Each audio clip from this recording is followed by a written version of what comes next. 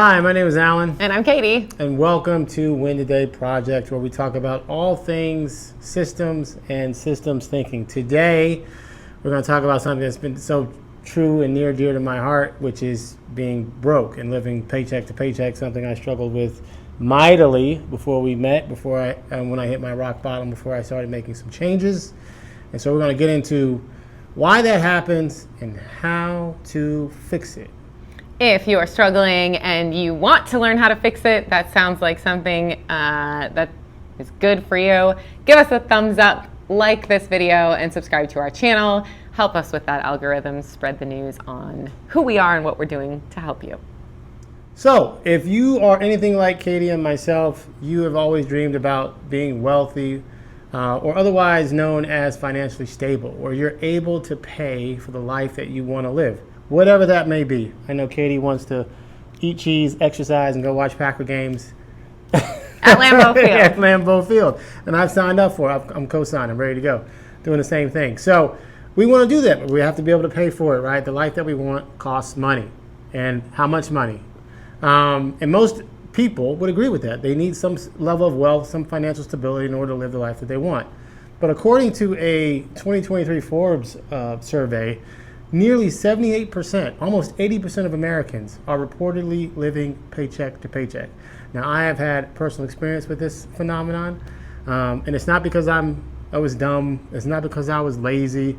It's not because I didn't know what to do. But for some reason, I could not build wealth. I could not find that financial stability that I was looking for before I hit rock bottom and before I started thinking about my life and the world in terms of systems. So, today, we're going to get on the board. We're going to talk about what's happening, why it's happening, and we're going to use the really big purchase decision of a car to kind of walk through what's happening to us and how the car industry is helping us spend more money than we actually need to.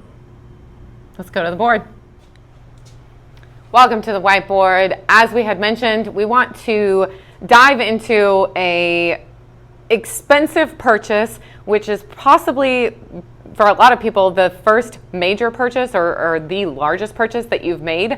And so many of us have had this experience. And we are talking about the car buying experience. So here, when we talk about systems, right, we want to be able to identify what additional systems are influencing and impacting this car buying experience for us. But before we do that, Alan, why don't you tell us again what a system is so that we have all oriented ourselves around the right place. For those of you who this is the first time watching us, appreciate it. And we talk about this quite a bit, a system, a set of interconnected parts whose interactions work together to achieve a specific purpose or function.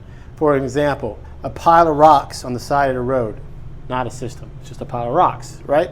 But a pile of rocks at a construction site delivered by a construction supply company that are intended to be used in that construction is part of a system.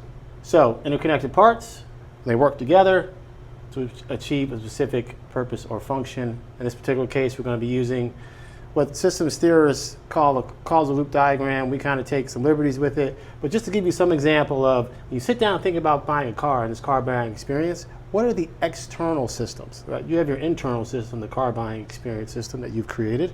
But what are the external systems that are impacting on you? So the first one that we're going to talk about, we're going to go over to culture. Culture is pretty significant when we're looking at the car buying experience, right? Who are the people that I run with? What does my car say about me to society? If I want to allude to the fact that I am living the life of luxury, right, I'm going to go out and buy a luxurious car. If I am, construction-y type worker and I need to haul a lot of things, right? Maybe I'm looking at my community and a pickup truck seems like a better option for me. But we are absolutely influenced by the people that surround us and what environment we are exposed to by way of our culture, for sure. Car manufacturers, let's talk about those folks. Look, they have been around for a long time, many of them, and the bigger ones, and they have carved out a little niche in the market, right? And back to what Katie was saying about culture, buying a Volkswagen says something about you, buying a Ford says something about you, buying a Toyota says something about you. And those manufacturers really lean into that messaging, right? It's not by coincidence that we believe those things about those brands. It's by design. It is part of their system in order to communicate, hey, this brand means this thing to these people. And they're very effective at their marketing and their marketing campaigns because they have like celebrities who. What's that guy's Matthew name? McConaughey. He does. never remembers this. He's from Lexus. And somehow he's associated with luxury, which I don't. All right. Right. But as we are going through our car buying experience, the more we're going to interact with manufacturer marketing, the more aware we're going to be about commercials, the more aware. If we even Google search something, the more ads we'll likely receive based on that manufacturer's marketing and the systems they have around it. Car dealership marketing is a lot very similar, right? That's when we'll get, heaven forbid you go onto their website and you fill out a form because you're going to get hit up with a text message or a phone call, probably a phone call these days. In minutes, within minutes or seconds of filling out an online form, you're going to be hit up by a car dealership. They're always running specials at the end of the month. They're always running specials all the time. They have the giant floaty things out front trying to flag you down. So the more you work on your car buying experience, the more you're working through your process. Maybe you're checking Blue Book. Maybe you're looking on their sites to see what's available from inventory. The more you do on your car buying experience, the more the car dealership marketing will impact you. Yes, so it's a perpetually growing impact from the car dealership marketing as well as the car manufacturer marketing.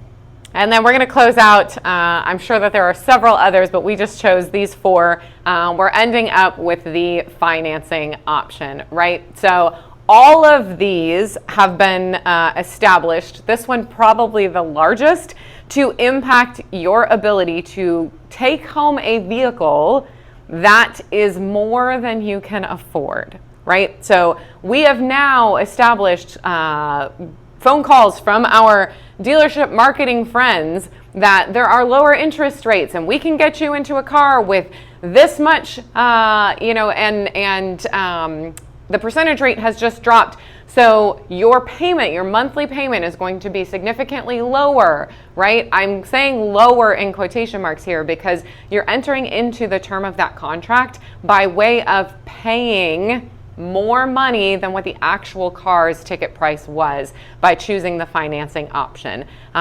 This is not always the best choice. So why are we living paycheck to paycheck? Why are we struggling to build our wealth or find financial stability? There are a lot of systems acting upon us whenever we're trying to make a decision. In this particular case, a car buying experience, a car buying decision. At the end of the day, the purpose, the function of a car is to get us safely from point A to point B. Safely from point A to point B. The car culture has now convinced us that we need a certain type of car based on an actor or based on the status or based on influencers telling us we need to drive a luxury vehicle or we need to drive a truck that was designed to be driven around in Mars. Car manufacturers are trying to explain to us like, hey, our vehicle is better than the other vehicle because we have this plus material versus that material, or this, it means this when you drive our car versus our competitors. Driving up the price, driving up the cost, driving up our the amount of money we want to spend on a car that's just supposed to get us from point A to point B. Car dealerships doing the same thing, and of course the financing piece that Katie just talked about. All of them acting in concert with us as we go through our car buying experience, trying to get us to spend more money. The function of these systems, and something that we talk about quite a bit, systems aren't good or bad. Systems aren't good or bad. They are designed to do their purpose or function. The function of these systems is to get us to spend more money. If we could wave a magic wand, every one of them wants to grow. Culture wants to grow in size, manufacturer and car dealerships wants to grow their profits, and financing wants to grow the length of that contract so that you pay more money for that vehicle.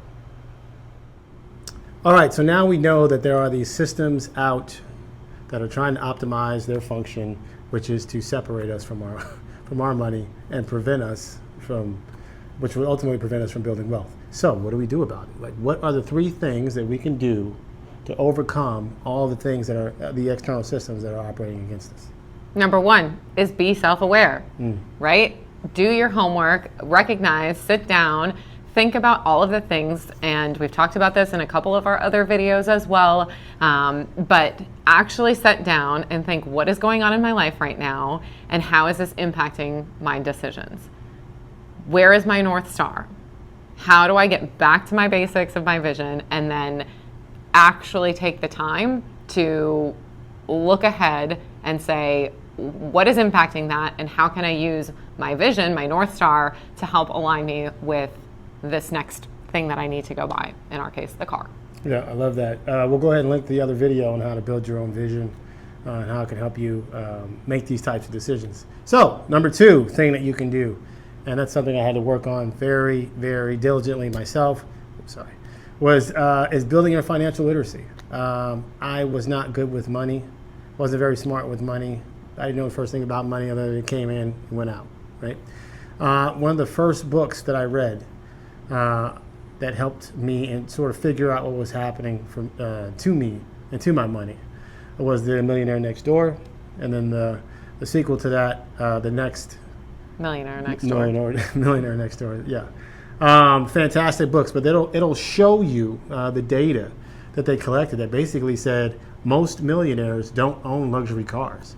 Most millionaires, in fact, own used cars that are 2 to 3 years old, that are reasonable, that are easy to afford. And they aren't impacted by these external systems that are acting upon you. Millionaires set a budget, they stick to that budget, and they aren't influenced by the systems that are acting upon them, even though that they are still there. They're still hitting them every day, and they just have chosen to ignore them. So become financially literate and start reading books so you can get your knowledge up. Absolutely. Another really good way to increase your, financial literacy is talk to people about it. We'll probably catch some heat for this, right? You're not supposed to talk about money with your friends. On the contrary, it's okay to talk about money with your friends. It's okay to learn from your peers. If you see someone that you think is doing things that you would like to learn about, don't be afraid to ask them for help. We love talking within our community and learning from people that we look up to. We've got mentors that we work, alongside, and it's okay. There shouldn't be this negative stigma about money. The way in which we can all lift each other up and that we can improve that financial literacy is just having a conversation. Don't be afraid to ask, and don't be afraid to share. We've had some real tough challenges financially. And we talk about that, and our hope is that people will learn from our mistakes so you don't have to make them yourselves. Very expensive to make them your own. Yeah. All right. And the third thing, and this is, I think, what we're passionate about the most, is become a systems thinker, right? This is a theory that's been around, I think, since the 80s. It really got codified, and it's now a body of knowledge that we all have access to. And it just really helps orient myself, Katie, around the things that we're trying to do and trying to accomplish and accomplishing our goals. And that's this idea, there are systems acting upon us. Whenever we have an idea in our head, a systems thinker might ask the question, where did it come from? Why do I think that? Does it serve me? Is it in alignment with my vision, my values, my goals, my routines, and my habits? If it is not, if a decision is taking me away from those things, I probably shouldn't make it, right? So really valuable tool for busy professionals and everyday people, just to understand how the world works, how systems are interacting with me and how I'm interacting with systems around me. Just powerful. So system thinking is number 3. Yeah, and we've got a great resource for you that really dives a little bit deeper into some systems thinking, talks about how we've used that in very specific examples. So we're going to drop that link in the comments below so that you can download that ebook, subscribe to our newsletter, get access, and we'd love to help you on your journey.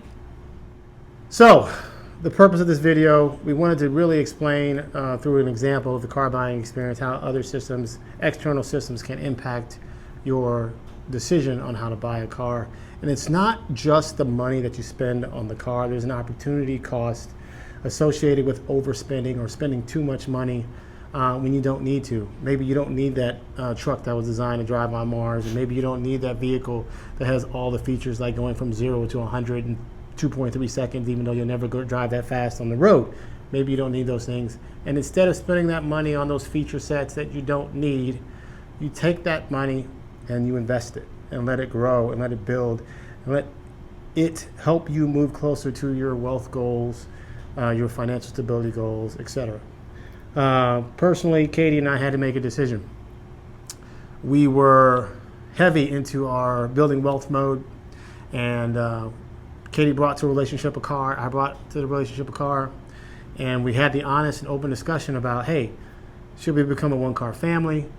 We have the opportunity to do that. We can make it work. It might be less convenient right away, but in the long run, it would really pay dividends. And so we ultimately made the decision to sell my car. We became a one-car family, and Katie would drop me off at work in the morning and pick me up most days. Some days there's a conflict, so I have to Uber home or walk home or whatever the case may be, but we made it work. So what's really great about that is it's an opportunity for us to take a look at the opportunity cost. So I think we ended up saving $450 a month if we looked at the car note, insurance, maintenance, all those types of things. So we took that $450 a month, and if you invest that into a low-cost index fund that returns 10% annually over the course of 10 years, that will net you a portfolio of $92,000.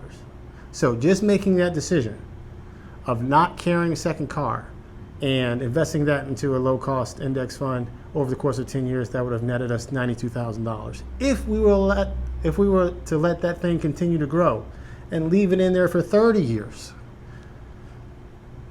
it would be a little over $1 million. So there's an impact not only in the immediate, but also in the future. So just something to think about as you're making buying decisions, as you're thinking about how you spend money.